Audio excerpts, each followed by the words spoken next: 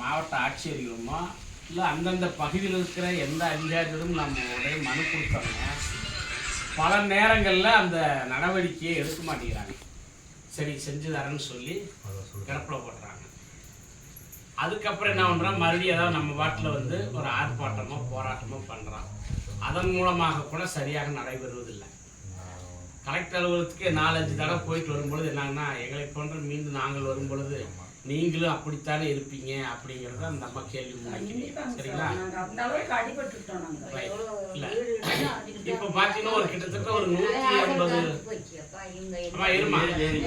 150 குடும்பத்துக்கு பக்கம் அந்த கட்டுற வீட்டாலே இடிச்சிருக்காங்க. சரிங்களா? ஆற்றோரன்னு சொல்லி படுகைன்னு சொல்லி இடிச்சிட்டாங்க. ஆனால் மாற்று இடம் தருகிறேன் என்று அரசு ஏதாவது உத்தரவாதம் கொடுத்தாங்க? நீங்க யாரை அணுகுனீங்க?